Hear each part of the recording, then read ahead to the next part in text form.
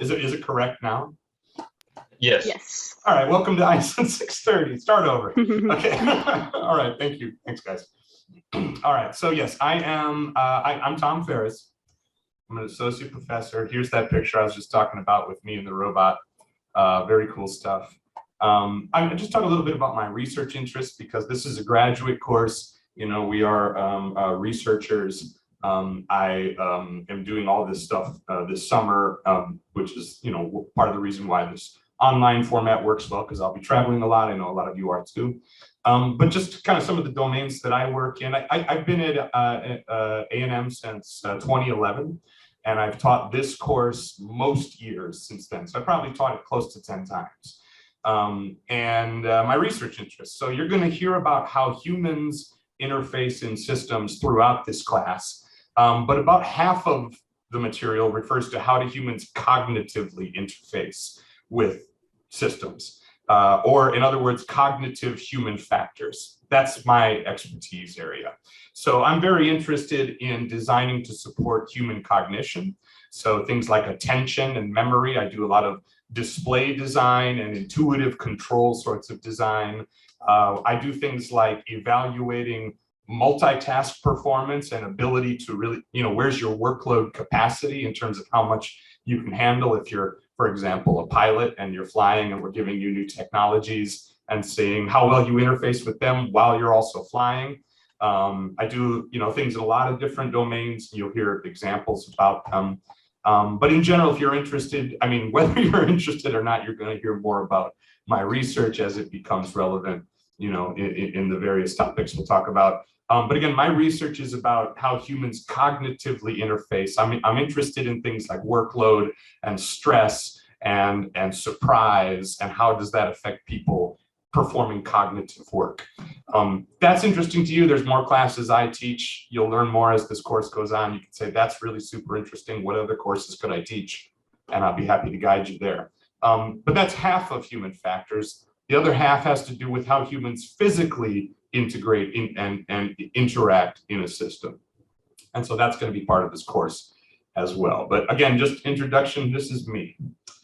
And actually, we're going to go back even a little further here. The very first slide, this is where everything from here on, fair game for the exams. Okay, so starting now. And I want to start with saying, what is a system?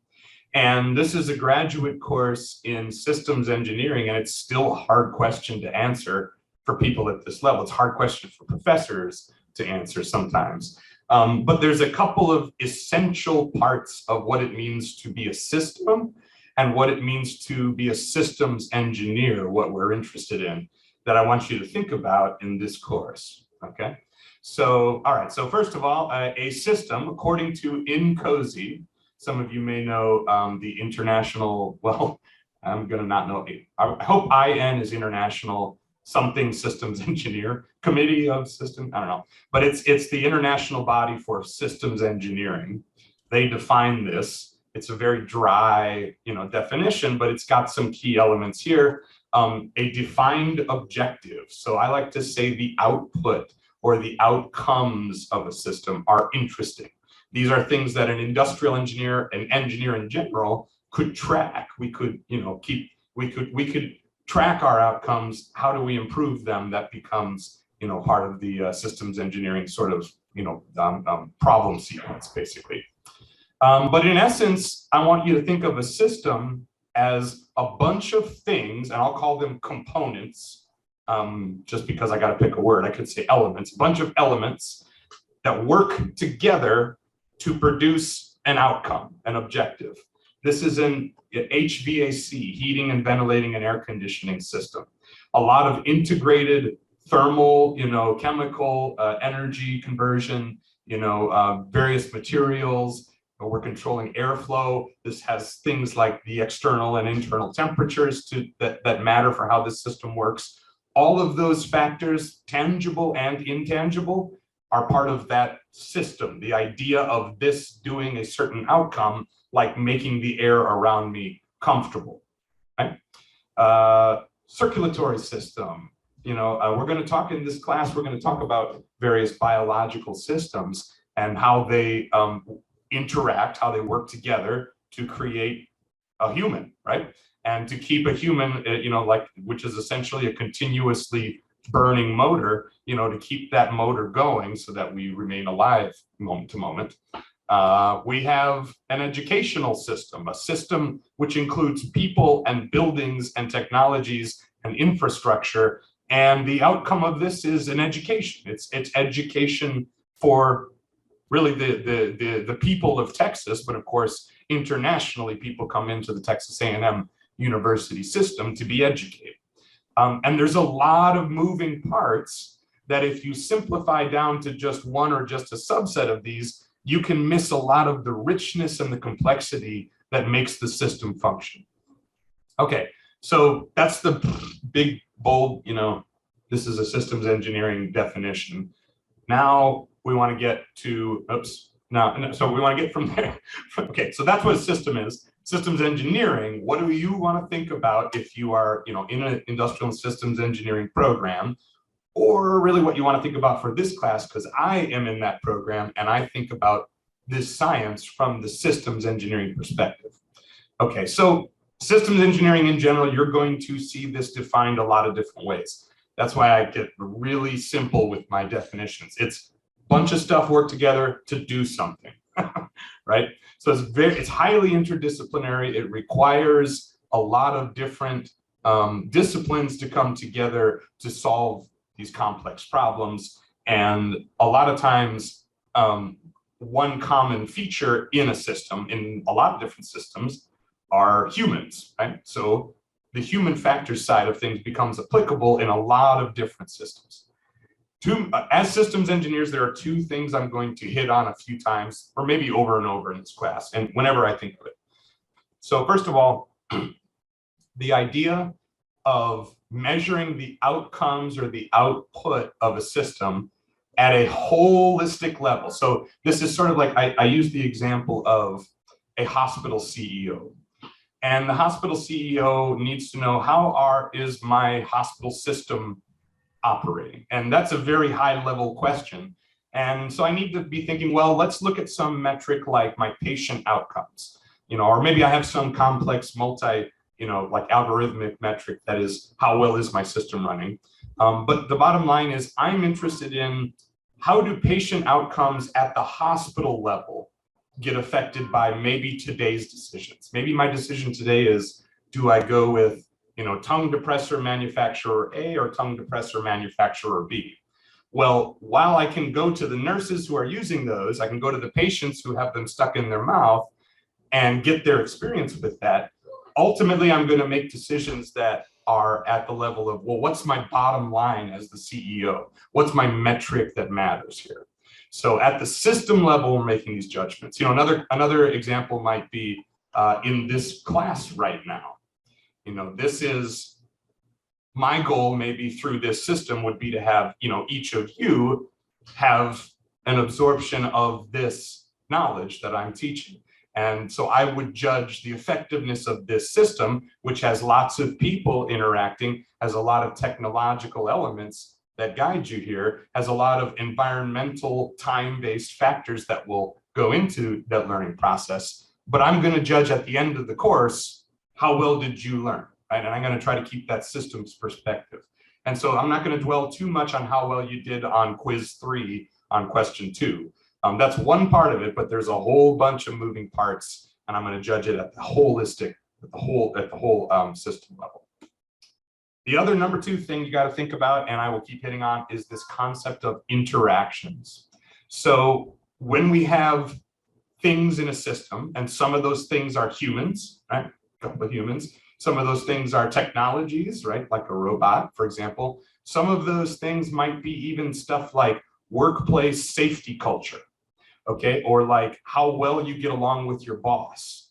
That actually affects the overall outcome of the system. And so it is a system factor.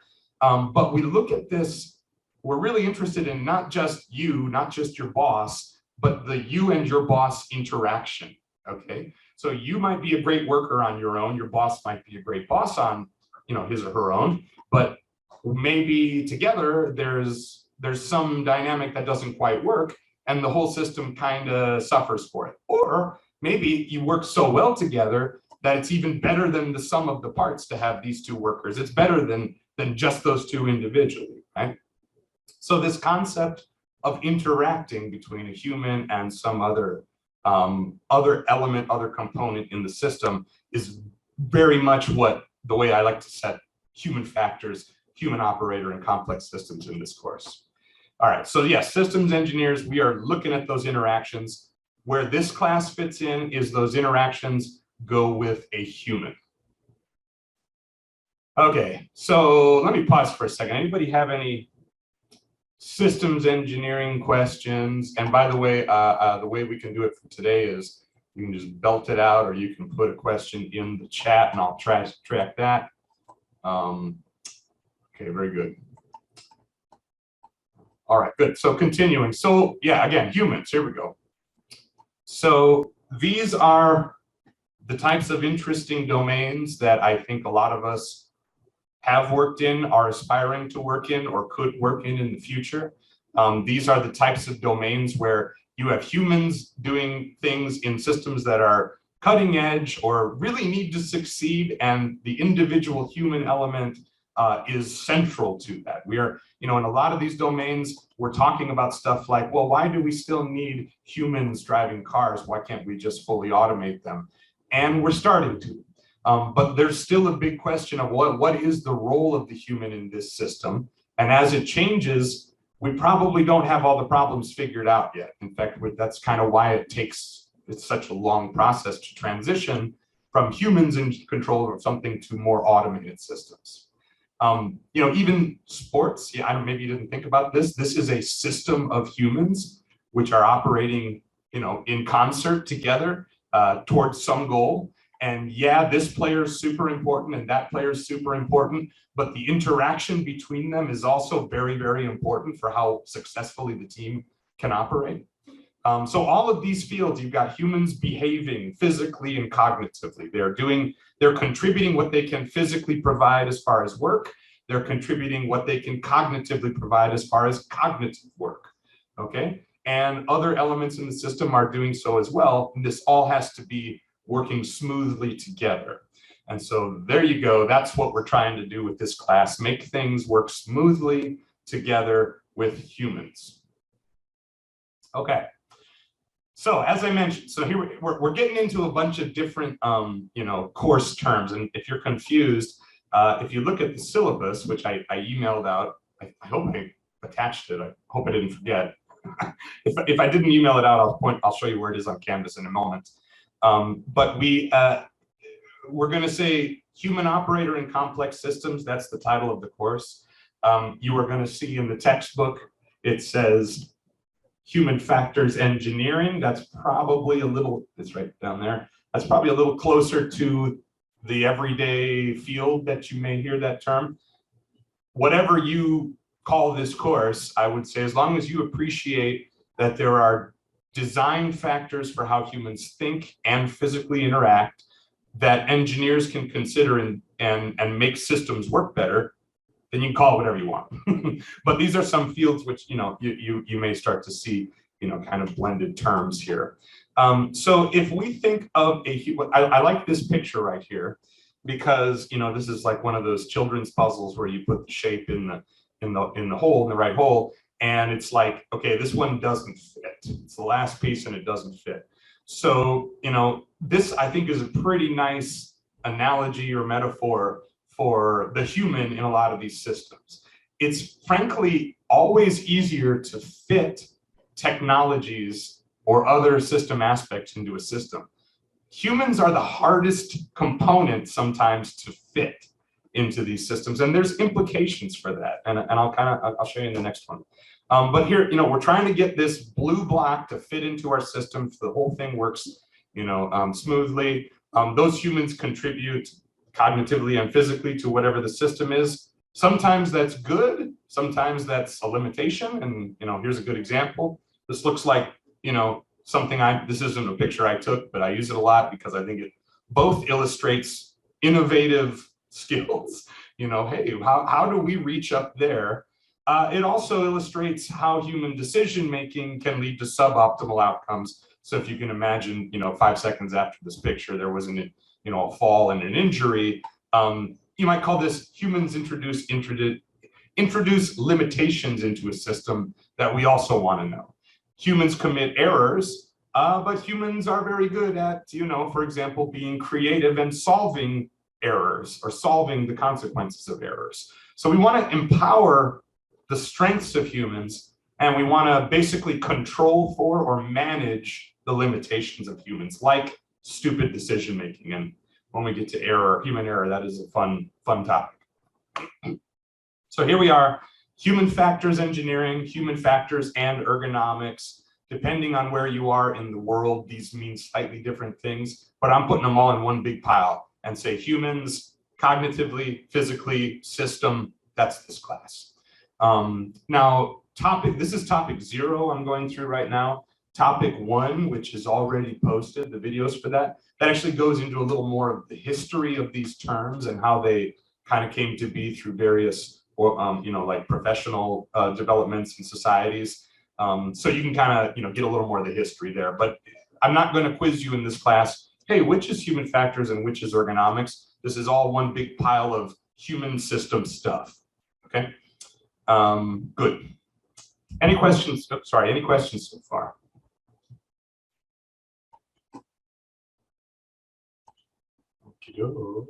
Good. All right, so I use this example in a couple of my classes because I think it's a really cool way to start things off and sort of motivate the way I want you to think about how we teach in this class and how we think about the problems we're doing.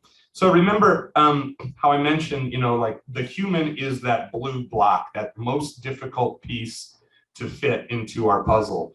And so, here we are in 1933, the heyday of science, right? This is the pinnacle of human, success in science, I guess.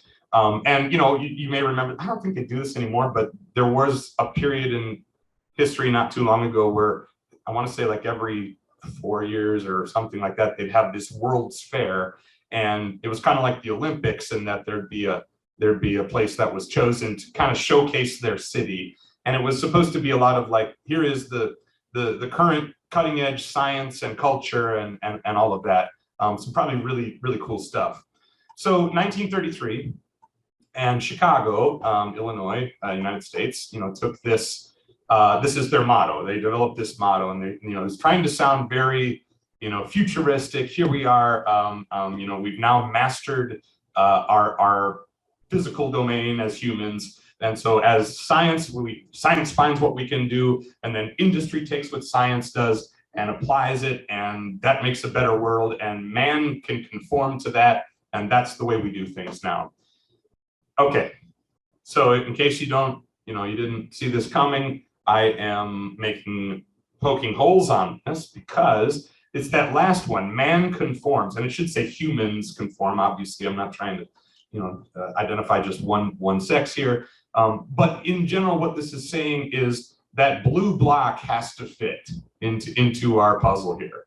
And this is a good example of when, hey, the plumbing works really well right there. And because of the structure of this room, we need to, here's where the 2x4 is in the wall. So let's put the structural support there. And, let's get all the best pieces of toilet hardware. Let's put this all together. What a great system. And now human conform to that. And I can tell you this would be a system that might introduce some breakdowns, okay? So you put a human into this system and expect them to use it for what we would normally use it for. It's maybe not going to result in the best system outcome, which is probably a successful usage without, with minimal mess, right? And so I would call this sort of attitude something closer to technology-driven or technology-centered design. Here's another good example. Hey, Windows 11 just came out. Well, let's implement it across Texas A&M's campus. And I could say, okay, whoa. Now, are you making that decision because Windows 11 is better for the humans doing the job here? Like, is that going to make me teaching and me doing research and students learning more effective? If so, sounds good. If now let's just push Windows 11 because it's the new software, that sounds to me like more of a technology-driven sort of decision. That sounds more like, hey, because we've got it, let's install the 2022 latest and greatest, and it should be good for humans because it's the newest and best. And then I would say, no, that's not the case. Basically, what we need to know is how does the human, interface, it really will make or break the whole system, right? So here we have, if you don't fit the human if you don't fit the system around the human, you expect the human to fit into the system, then you get stuck.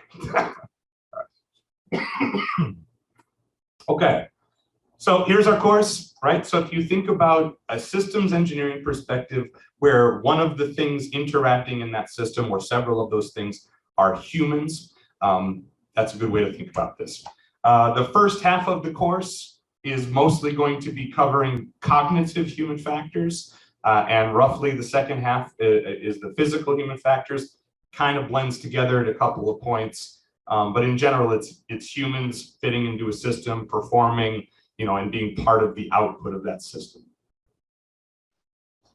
Okay, so textbook, here it is.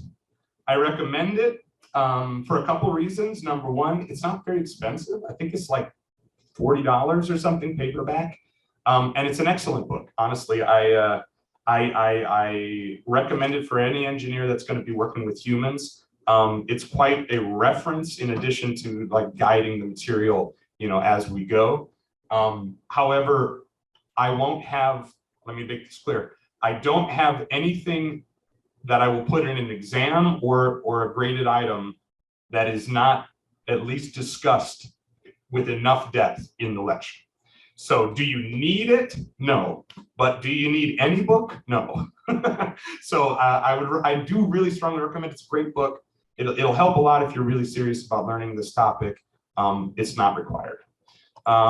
Some people may find, an earlier edition, and actually this group, they kind of changed the title, but it's essentially the same material in earlier editions. You might want to use this. I bet that this is more expensive than this at this point because of the paperback option. So, but you can look for it. I think it's in the library and everything too. So, all right, there you go. Oh, good. Let's do this. So Canvas. I am going to assume that everybody here is somewhat familiar with Canvas. And if you're not, I would say let's individually work through this where we have confusions. But here we go. Let's go into, it's the summer now. I'm going to go student view so you see what I see. I try to keep this fairly simple. And so, I only put the stuff on the menus that you really should need to do anything with. The mod, oh, I need to have the, I'll make sure the announcements tab is in there. I don't know why it's not. It's weird. Oh, because there aren't any announcements. That's probably why. Okay. Okay. So the announcements tab, that'll take you, you'll have announcements. There aren't any. And every week I will post an announcement, probably on Monday. If I'm traveling or something, it might be Tuesday or Wednesday. It may be, the idea is early in the week. If you don't hear from me, it's because I'm traveling or something, and you will hear from me. Okay, and then modules. You should just be able to go to this each week, and this should be, what am I doing this week? And so we've got it up here. So week 1, here right now, I'm talking topic 0. We're doing these slides right now. Once this video is finished and I upload it, I will make links under this link here. You have an assignment that goes with this topic, and I'll talk about that here in a few minutes. Week 1 also covers topic 1, and these are already recorded videos. So I recorded these last spring. I taught this course immediately last spring, and so all of these are freshly recorded. I will re-record some of them when it's relevant to do so, but checking out these, there's not really anything I would change other than if there's a date that's referenced in the videos here, like January 2022, obviously that's not relevant anymore. So I'll always make sure any relevant dates are updated in the posted slides, but I may not re-record a full lecture with it. I'll just use the previous. I've had in the past people say they really like YouTube, so I have a full YouTube channel, which includes all of these videos. But I also will upload MP4s in my Google Drive folder. So sometimes if people are traveling or something, you may want to download a few ahead of time, and that might make it easier. So I'll continue to do that. If people have other suggestions for the best way to get the videos, please let me know. No problem. I will do what I can. Okay, so yes, in general, this is about what you might see that opens each week. Week 1, then you'll see a big announcement from me saying, hey, all the week 1 stuff's up, check it out. You've got these assignments, they're due, and roughly a week from now is how I usually do the assignments. All right, now, okay, let me look at my slides again. Did I mess anything up in sharing my, can you see my screen still? I hope. Okay. With no answer, I will assume. Yeah, it's all good, Professor. Okay, thank you. All right, very good. So now my slides again. All right, good. Yeah, so modules, I'll always have lecture slides, lecture videos. Sometimes there's related material if I make, actually, here's a good example. In some of topic 1's material, I talk about the economics of incorporating human factors sorts of analyses into a design cycle. And so I cite a couple of papers by Alexander, and I thought, yeah, well, I'll just I download those papers and put them here. So these are not, you don't need to read these. They're not going to be quizzed on or anything. But when I talk about them in the lecture, people may want to follow up and learn more. So I'll try to do that. And by all means, if people have suggestions, hey, here's something related to a website, whatever, that we're talking about, I'll probably add those in too. I love it when students contribute, related material from the web because we're interacting on the web, right? All right, so, all right, discussions. I think I left all the old ones in here, so I'm gonna have to clean this out yet. But in general, all of you have permissions to post discussion points. I think there is not a way to do it anonymously. So if you want an anonymous thing or you don't want the whole class to kind of see it, by all means, you can email me. But I'm probably going to at times be more attentive, and it'll be a cleaner response through the discussion boards. So especially if you're like, hey, I didn't quite get this on slide, whatever, if it's a real clear question, by all means, I bet a lot of the students have that same question. And if I answer it, or if anybody else answers it, the whole idea is to get the answer, right? So it's faster to go through a discussion board sort of way to do that than to wait on me to respond to an email. I'm saying this on recording, it doesn't, it's true. I'm not very good at keeping up with email. I just am not. So the best way to get my attention is probably through the discussion board for good questions. I had something about a discussion posting format. I don't really think that worked so well. So you can kind of post a question, just make sure you're asking, hey, on this slide or on this lecture, this topic, this slide, this term, just make it clear enough what you're asking about. And yeah, and I will get this addressed. This is also a good place to discuss homework. Okay, so let me go back over here. Oops, sorry. I'm working on a talk box. I don't know if anybody knows what that is, but you'll find out later when I get it to work. Okay, discussions, yep, assignments. Assignments can be well, okay, so if you can look in the syllabus, let's get that syllabus up. Let me make sure I have it posted in the right spot. I was just thinking, I think I did not, I didn't. Okay, well, I'm gonna get that posted too, so let's just go. I don't have the syllabus posted on Canvas yet. I did email it out. But the syllabus will be right in these important documents and links as soon as class is done. I'll upload it there. So you can always get it there. A couple things to note here as we go through slides.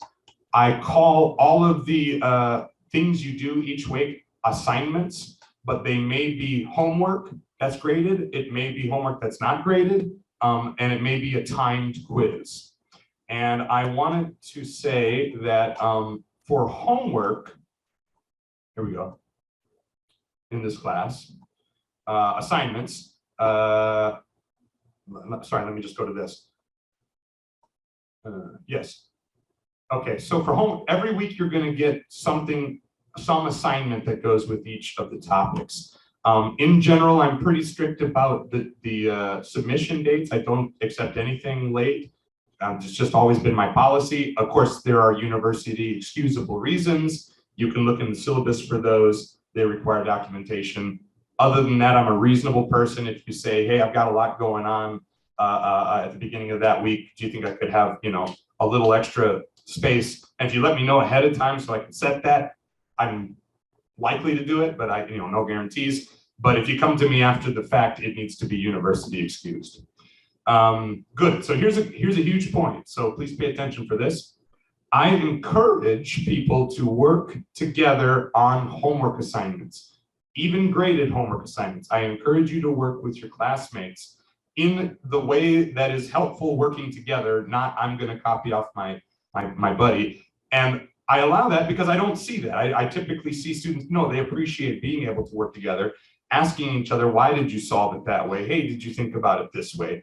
This is better for both of you or all of you in that discussion. So I encourage it. Everybody needs to turn in their own work. Everybody's own work will be evaluated independently. You can't be like, oh, I solved it right and wrote it on my friend's paper. That doesn't count, right? And of course, when we do quizzes and exams, that is strictly done individually. There are honor code, sorts of signatures that you will sign to, to pledge that you are working individually. But again, for homework, there's problems to work out. It's always better, I feel, to be able to talk those through with a classmate. And so, and if you are taking this class and you don't know of anybody else who is taking it, that's where you can post on the discussion board and say, hey, how are people working on this? Would you like to meet, get together, over Zoom and talk about it? All right, so sorry, I'm gonna go back a slide, make sure I can skip something. Yep, the assignments will always be, I'm gonna link the assignments. Sorry, I'm bouncing around a lot here, but I'm gonna link the assignments into each week's module. So you can see assignments are, part of the stuff here, but you can also click on this assignment tab and it's going to show you, what's coming up and the due dates. So you check that. Grades here, I don't think it'll show you anything because nothing's in yet, but you should be able to see your grades reported there.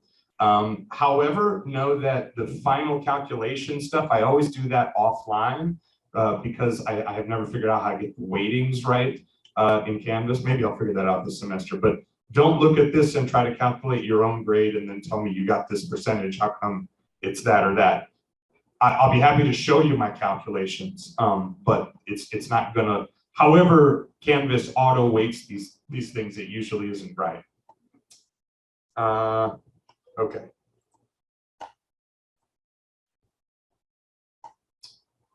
Oh yeah, so check that we got the grades right, but the final grades are compiled offline.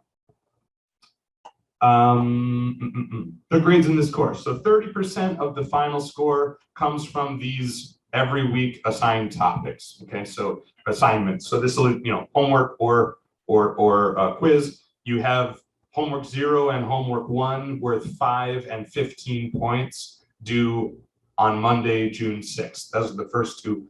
I hope you'll enjoy them. They're not painful assignments, but they, you got to break right in and start, adding some points into this column. The way I treat them is I don't take, okay, so the first assignment is a bio. You're going to submit, this is me, a picture and a little bit of information about you. That's worth 5 points. Probably everybody who submits it will get 100% on that. They'll get 5 out of 5. The score goes into the scorebook as 5, not as 100%, okay? So it matters that this first assignment is worth 5 points, but the second one is worth 15. That one essentially has 3 times the impact on this part of the score. I hope you understand that. So, because sometimes students say, hey, I got 100% on these quizzes, but I just, didn't do that one that was worth 25 points and got a 0 on it. That's going to hurt. So, so I always try to put, here are the number of points that go with each of those. So, kind of what your impact is on that. Usually the total point score is somewhere between 180 and 200 points, usually. Okay. Whenever I post an assignment, it'll always be with the modules. If for whatever reason it's taking me an extra day, I'll send an announcement about that. And I'll always I'll always have the due dates be, I want to say at least a week ahead of time, but except for this 1 week because I need everything in by Monday. So typically I usually shoot for Monday is when I post everything. Monday is when all the homework is due. I give you a week for that. Quizzes will always be timed. The exams will always be timed. And sometimes my quizzes and exams are hard to finish on time.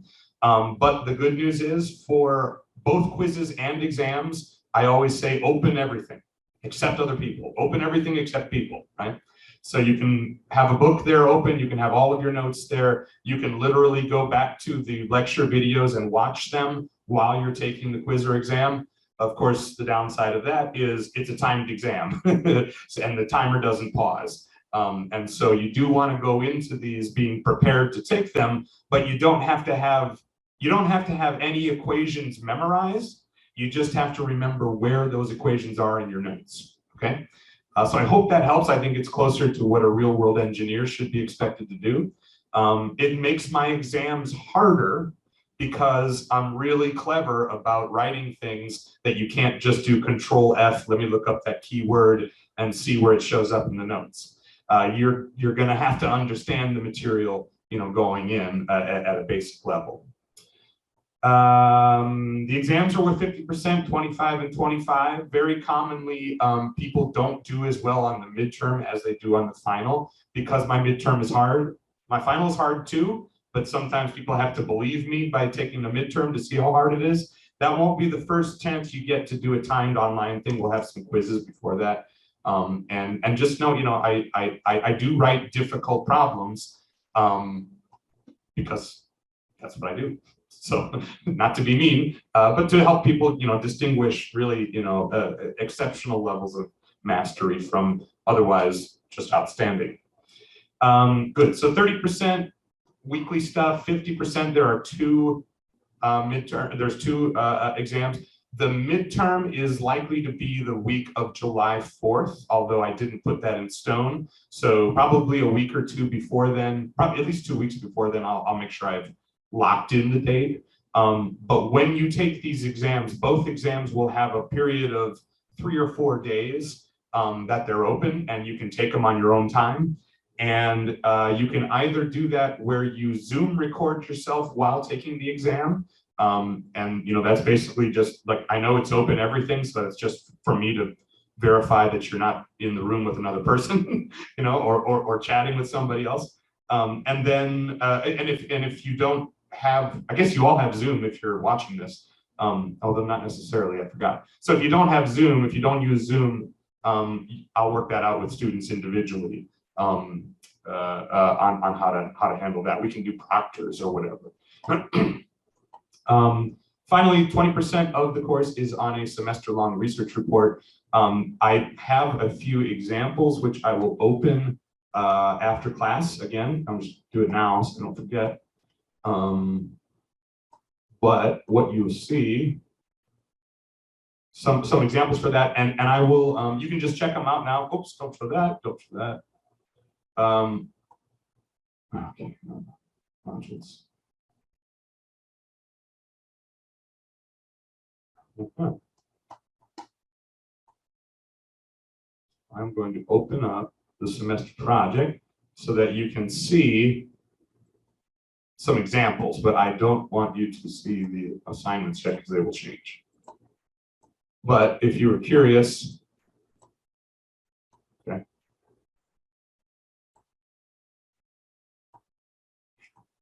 If you're curious what these look like, they're typically, they look very much like Human Factors in Ergonomic Society proceedings papers.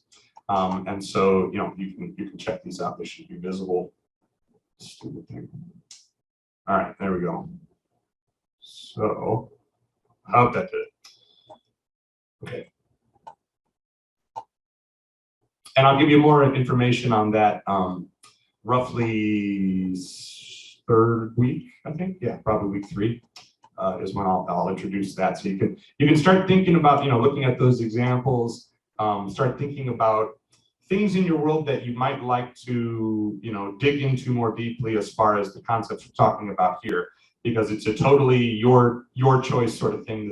The idea is designed that, you pick something you're naturally interested in, you tie it to what we're doing in this class. That makes this class a little more interesting naturally to you. So that's what I ask people to do.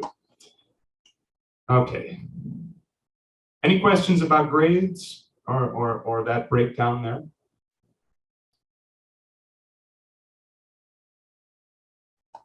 Okay. And I'm almost done here. So if you have like high level questions, I'll open the floor. All right, good. So yep, no late assignments. You can and you're encouraged to work with others on homework, on quizzes, exams, and projects. That's purely individual. Here's roughly what I think the midterm will be. The week 10 will be when we do the final exam. You'll have a couple days, with which to suit your schedule. Open everything.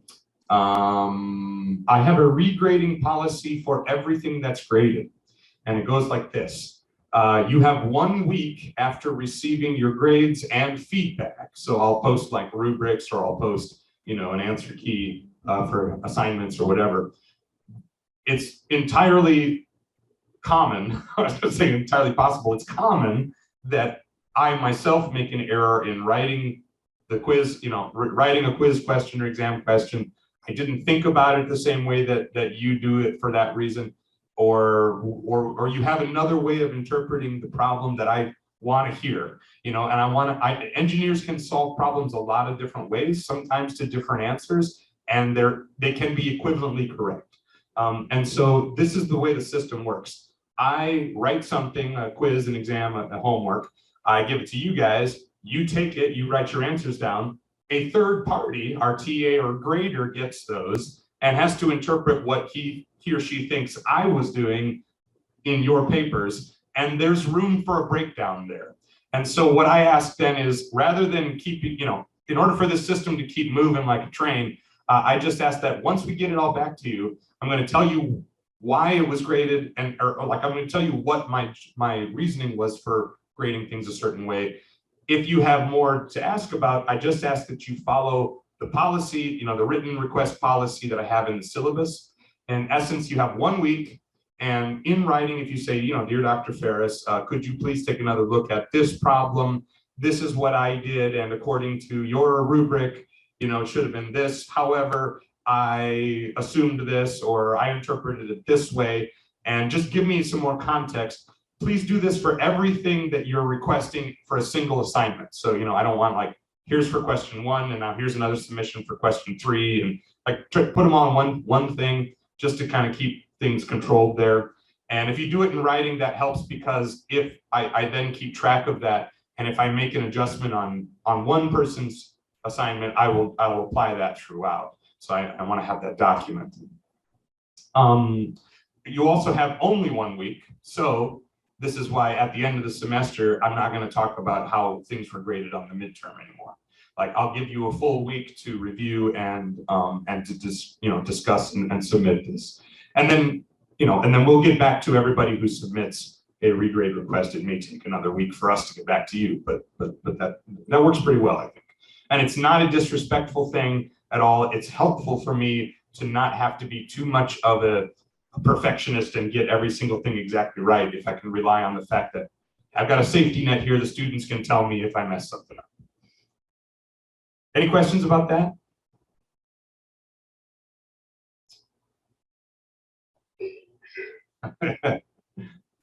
Okay, if you have any special, any needs, really anything I can do to make your learning experience better supported, please let me know. I really would like to help however I can. There are probably aspects of this course that are really easy to add. If it's closed captioning or something, I think that's something I could be working on here. So please, by all means, if you have any needs that I can help accommodate, let me know. You can send me an email, or you can, come and talk to me in office hours. I should tell, office hours are almost always a free-for-all, and I do that by default. It's whoever comes, it's an open door. So if you need to have something that's a little bit more of a private conversation, let me know ahead of time, and I can either schedule something into a block in office hours, or we can find another time to do that. Look at the schedule in the syllabus. Here we go. Let me go back to that. All right, so if I keep going down, I think I've more or less spoken through all of these things: assignments, research reports, regrading policy. Here is our schedule. We are in week 1, so that's topic 0 and topic 1. This isn't like set in stone at all. I basically took a 14-week course and crammed it into 10 weeks. So naturally, that's going to stress a couple of the weeks, and I may have to adjust a little bit. My idea is to not overwhelm you on any given week, but to get through all the material we normally would, in a 14-week course. Probably what I will do to do that, and I'm thinking this right now, but I'm not sure yet. It'll depend on the week. I may post material that I say is optional, basically. Just for your information, but we won't load it onto you. You also got to do this for the exams. So that's when I say, like, sometimes I'll have homework that's not graded. That might be an example of where I'd say, I don't want to load you up that much more this week, but you do want to know this material for the exam questions. So, check this out. Like, here's a ungraded homework and the solution for it, so that kind of thing. All right, so yep, just realize that this could be changing. It will likely change a little bit, but you can kind of see what you're in for here. Okay, and back here, there. Thank you. Last point, which is not pleasant, but every once in a while. A course like this really depends on integrity, and we're not meeting face to face. When you take your exam, you're going to be, on a pretty, you're going to be treated like an adult, like you should be. So I just don't ever want to have to do this. But we do have a very, I always want to make sure it's there in the syllabus, so if there's any case of academic misconduct on any graded item, quiz, project or exam, like working with another person, it will be an F star, and that's brutal. And I hate that I have to show this, but I show this so that I don't have to show it, right? And so, yeah, and it's like one shot and you're done in this class. So it's not good. Fortunately, you can notice I haven't had to post this in several years. That's very nice. But it can happen, okay? So an F star, just in case, you shouldn't know this, by the way, but it's an F that also denotes academic dishonesty. Really bad thing to continue in a graduate program generally. So I hate when I have to do that. There it is, that's all I'm saying about it. I don't have to do it, right? Good. Okay, now it's the summer. You all are in College Station or not. You're in the United States or not. I think we have some international students. That's fantastic. I also will be here or not. And so, with the summer schedule combined with the fact that this is an online course, how do you get me? My email is going to be usually getting through to me, but not the fastest way to get to me. So the fastest way to get to me, questions, if it's related to class, would be a discussion board comment, because then I get a push, and I can, at the end of the night, if I have 1,000 unread emails, I can still see that, oh, well, the discussion board is right there at the top. I will also have office hours. Right now I'm saying Thursdays 4 to 6 because that works with my weekly schedule. There's going to be some Thursdays it doesn't work. There's going to be some days where it doesn't work for any of you and other days work. Let's start here, but right away, if you would like to meet with me in an office hours context this week, send me an email and let's figure out what works better for you. And if I need to adjust this time, I will. Since it's kind of the only time that you're guaranteed to get me in a week, I want to make sure there is a guaranteed slot. The office hours will be at the exact same link that this is right now, okay? And that link is also on Canvas. Just want to point that out. It's right here. If you click that, it'll go right to this to this link as well. Let's see.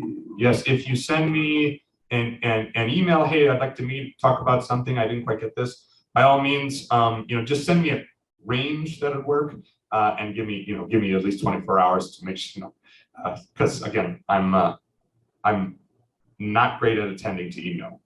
I should say I'm really good at attending to email. I'm also really good at appropriately not over attending to email. There you go.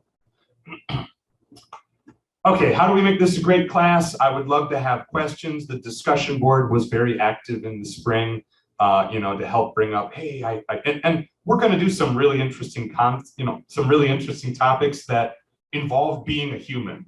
And so every human, all of you are humans, are your own case study. You're your own test bed. Okay, and so when I say, hey, this is how human vision works, you can test me immediately and say, well, wait a minute, I have human vision. Does it work that way, right? And I would love to hear different experiences, different, sorts of interpretations of things, and I'll add them to the course discussion. And the best way to do that is, of course, the discussion board there.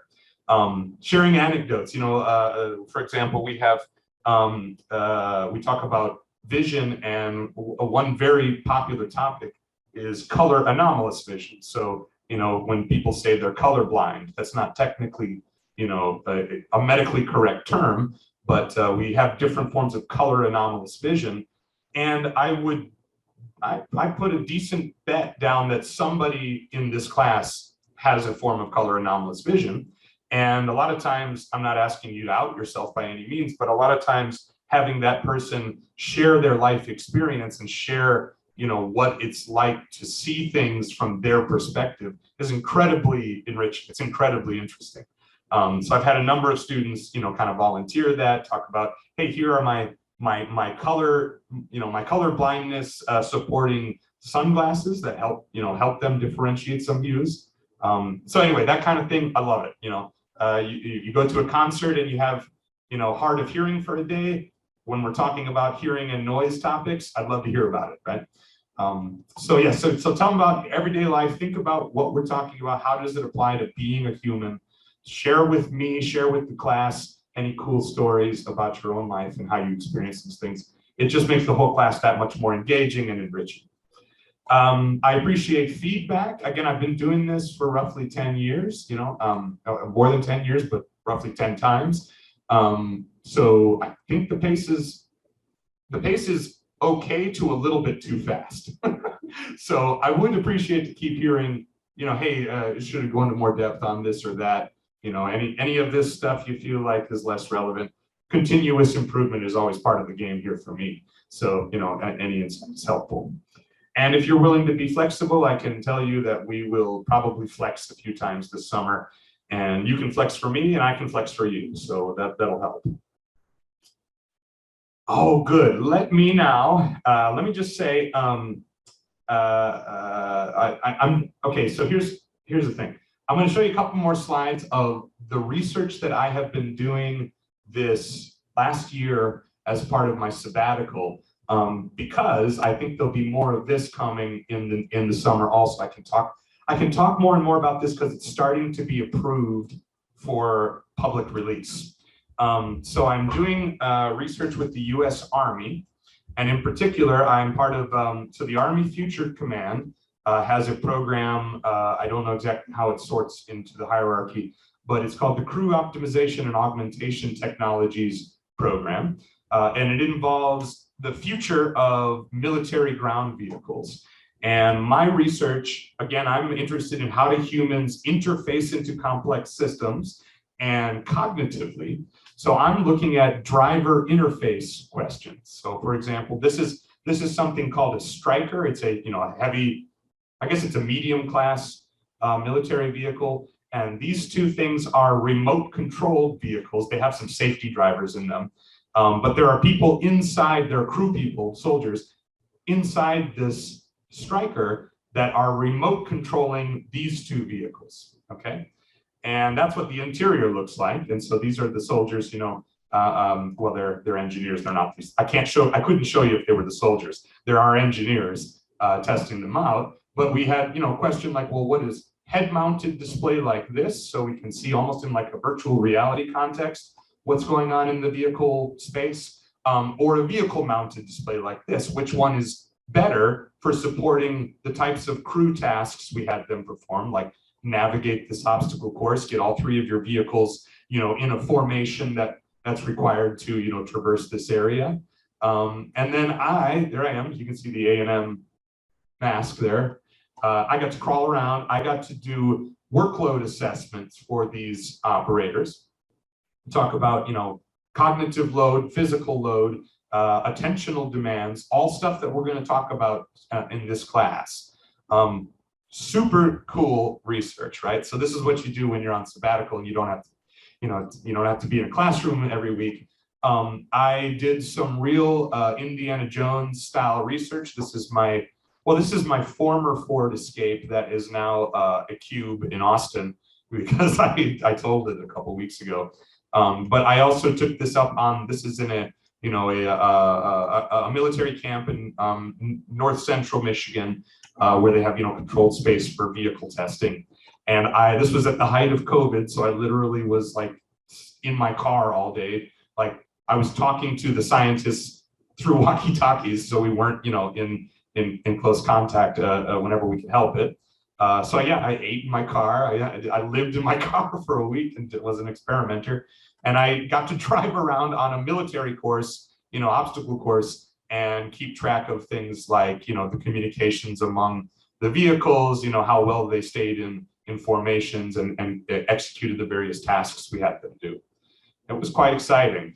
And I've also been working in the simulation environment with this same project. So what you see here is basically this is a huge motion platform. It was all around the place, up, down, left, right. When we talk about environmental stressors, it's like topic 15. We'll talk about motion sickness and what causes motion sickness. That causes motion sickness. But it's incredibly realistic for somebody who's training to drive a tank to be able to, be in a cabin like this that can be outfitted for, that sort of a crew concept, and then test and see how well people can drive virtual vehicles while they're also bouncing all around, as if they just drove down into a ditch. And I did observe, on my cameras here, when they drove into a ditch, and everybody in there went, whoa. I mean, it was like being on a roller coaster, right? So it was pretty dramatic, pretty fun. So I've been doing a lot of work with physiological and other metrics of workload for these soldiers. And so just to kind of show you a little preview, we will talk about workload assessment, both in like, hey, here's what's being done in research, but even things like, if you have a smartwatch, you have continuous workload monitoring if you have a cardiac signal. And so there are ways we can, expand on that as you're interested, as I'm interested. All right, so that's my main research world these days. Let me end this by saying you have a homework assignment. It's due on Monday. I'll usually make them do 11:59 p.m. So like, as long as the date says this, it's fine. If it says 6/7, it's late. If you were trying to submit it in Canvas and it spun for a little bit and turned over to 6/7, I'm not going to ding you for that. But in general, yeah, try to get things done on time. This is what I'm looking for. I want to know who you are. I want to be able to recognize you by picture. If you're, if I ever see you in public, or on Zoom, we should have some Zoom interactions. I'd like to know, a little bit about your current program. Not everybody in here is industrial engineering, although I believe everyone is engineering. Not certain about that, but would love to hear about your individual background. I know some of you are working full-time, and I'd love to hear what you do professionally. If you have any experience in human factors, it'd be nice to know. Not a requirement at all. I'd like to know if there's anything special you'd like to get out of this course. And the most important one is I need a fun factor. So this is when we talk about supporting cognitive functions, topic 8. We'll talk about memory. How do you support memory? I'm also asking, if I'm asking how do I support memory, I'm also asking how do I support learning? Okay, so here's a little trick.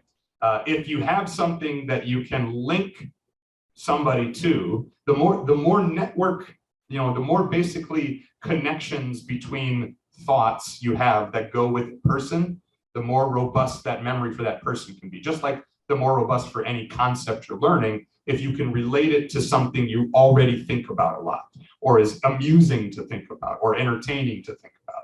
So give me some unique, something fun, interesting about you. It can be goofy, it can be serious, it can be sad if you want it to be, whatever makes you unique. And this is about helping me remember. So I'll say, oh, it's Jimmy, and you like to play baseball, and you had that one story about how you got hit in the mouth with a baseball. I don't know what I'm talking about right now, but some sort of story that is going to give me a unique memory to go with your name. Okay, that is all I have. I actually have some other slides on course, basically course highlights, but those only take a few minutes. So let me just stop there and see if there's any questions about the course which I can address at this time. And I would say, if you have a question, you can raise your hand, put yourself on video, or put it in the chat.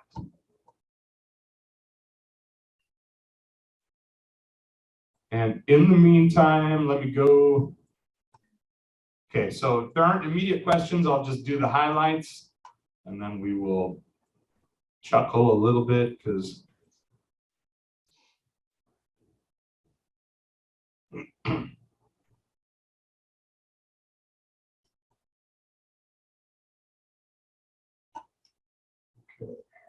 all right, so just a little bit about some of the topics as they come, and this is really me getting to show off some of my silly pictures. We're going to talk about vision. So how does this is actually week 2's topic. It's one of the larger topics right away because there's a lot to talk about.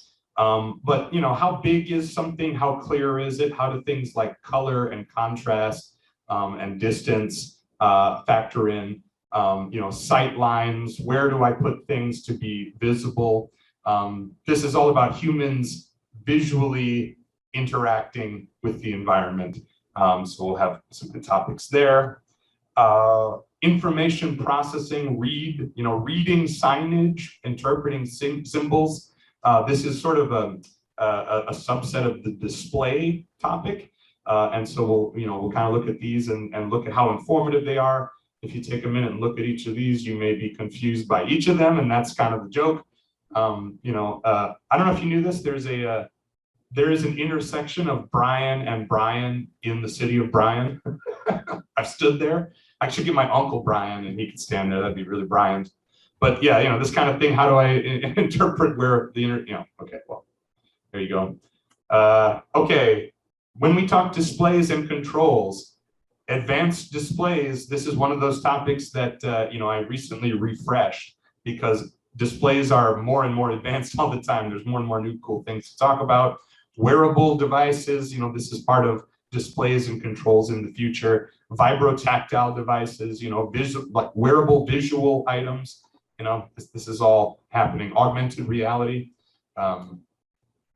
Documentation, written communication, how do you convey effectively and efficiently some verbal messages to people? These are each of these funny examples, right? This is different to go through these without a live audience because I'm just laughing at myself, but I hope you see the humor in some of these. All right, warnings and warning design. So this is a important thing in the workplace safety domain where you have humans that need to know about stuff that's dangerous and how to not get themselves into troubling situations with those dangerous items or hazards, as we call them. So the design of warnings is actually a well-structured sort of design process that we can go through here. Hearing and noise, how does hearing work? We talked a little bit about that, hearing anatomy, but then things like localization, with my eyes closed, how do I know the sound is coming from there, and the way that your auditory system works, the limitations, some tricks that we can, play with a little bit and hearing, and then of course, you're gonna hear some more audio from me. Motor skills. So humans intend to perform a movement, and they do perform that movement, or they don't do it exactly right. And the the accuracy and the timing of those movements are things that we can model and predict. We actually have mathematical formulas for things like reaction time, response time, movement time. And so there's some well-documented theories that we'll get into there, and we'll practice with those. Talk about controls, the design of controls, which sorts of controls are appropriate for which sorts of interfaces. The cognitive aspects of work. So things like, why is this a bad idea, distracted driving environment? How do we capture attention directed to the most important stimuli in a given environment? Some of you may have heard of, situation awareness. That's a big buzzword that comes up in a lot of military research that I've been doing. This would be a case of maybe somebody with lowered situational awareness. Maybe this poor woman, right? Memory. All right, so I'm showing different types of memory here, and I want you to think, in this case, this is probably more of a procedural memory, not so much like, oh, I actively decided it was a good idea to leave it open and I forgot it was going to snow. This is an example of, you got to keep this information maybe in your head while you are driving and interpret it while you're also looking out to make sure you don't hit children in the road. And I'd look at something like this and I'd say, not only is it going to take me time to visually process all that data, it really is taxing on my working memory to figure out, is it in that time period right now, and therefore do I need to change what I'm doing? Maybe it's too much to be thinking about when you're already hoping people are looking for children on the road. This is another example. I got to get out of this burning building. Okay, and so I better read these instructions and then remember them all while I, potentially am in a wheelchair trying to exit this building. And so fortunately it's kind of silly because it's left and right and left and right and left. It's kind of easy to remember, but 5 or 6 different directions. And if I'm freaked out because I'm in a burning building, I can tell you that my memory capacity is less. And so designing for people who are maybe freaked out because they're in a burning building, that's a tough question. It's a human factors question, though. Okay, human error. I go into a little bit of human error in this course. In some of my other courses, I go into a lot more depth, and it's a pretty fun topic, but it is a fairly deep topic. But each of these, these are examples of errors you maybe have committed or hopefully have survived. These guys, I think, are moments from death. But in each of these cases, there are error modes. There are explainable human tendencies that lead to this sort of behavior. Anthropometry, human shapes and sizes, and how they physically interface, into any system, whether that's leisure or work or whatever. But the different variability of human dimensions is an interesting topic and a central one to human factors. And knowing how humans are shaped and sized and their capabilities also will give us insight into how to design a workstation. Okay, so in order to support the work that is going on in this system, we build the technologies, the system around the human. It's a human-centered design, right? So not like this, that might be more technology-centered. Well, yeah, each of these might be, I guess. But yeah, in any case, design it around the human so that the human can perform the work to their maximum ability. We'll talk safety throughout the course. That's a big part of human operator in complex systems in a work system context. So, what sorts of hazards do we need to be aware of? Basic sorts of decision-making, basic sorts of equipment. It's all relevant. We'll also talk about humans with varied abilities. So, you can say disability, but it's varied in terms of what people can do or how they're able to do it. We live in a world where things that were completely debilitating, in the past are now very livable, sorts of lifelong characteristics, right? And so how do we accommodate people who may be visually impaired, mobility impaired, et cetera? Manual material handling means carrying stuff. And all of us have some form of manual material handling, even if we're just going to and from class, to and from campus, and carrying a laptop. That is material. Or maybe we're working as a waiter, or maybe we are carrying our teammates around, or our children, right? Or, for example, patient handling in a healthcare setting. Very serious injuries can result from nurses and caregivers hurting themselves while trying to help feeble humans in the care space.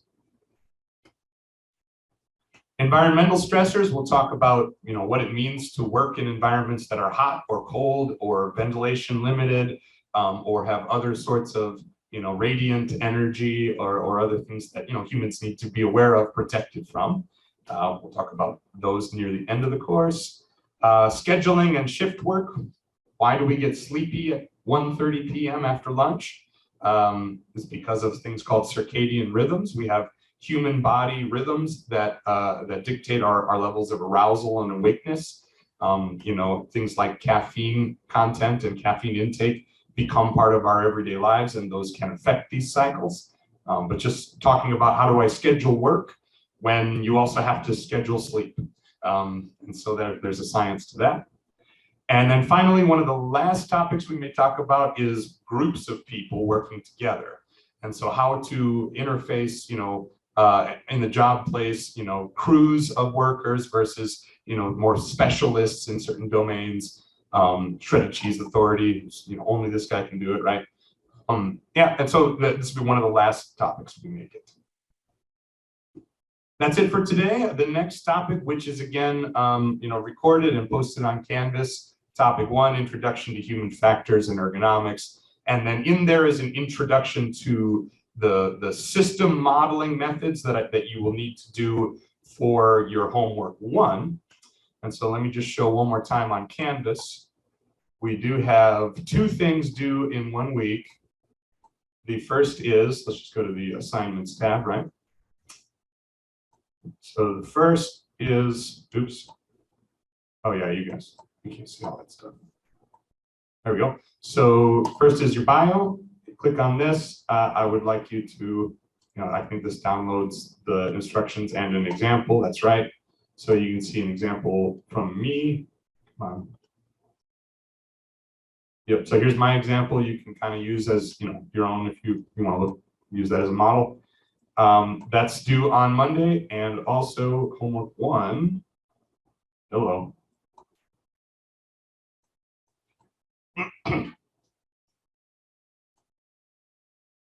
Homework 1 is also due Monday, and this is to basically practice a system modeling and analysis that we go through in topic 1.3. So this comes from topic 1.3 right there.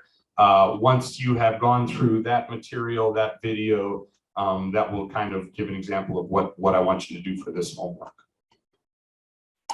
And now I'm finally going to stop talking. So, okay, good. I have a question in the Dropbox. Will live video 6 to 7 p.m. be done daily? This is the only time I'm guaranteeing a live lecture. Everything else will be pre-recorded, except I will probably re-record some of those, and I'll update you if there's anything like that. Otherwise, if you want to talk to me live, office hours 4 to 6 on Thursdays, or email me. And homework files should be PPTX or any file. Yes. In these 2 cases, they can be. Actually, I think for the bio, it can be a PowerPoint or a document or a PDF. Otherwise, it might specify. I think in this one, it just says a 1 to 2 page report. So you probably want to write that in Word or PDF.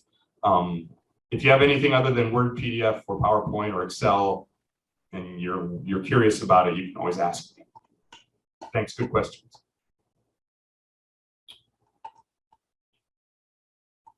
Okay, other questions from the crowd.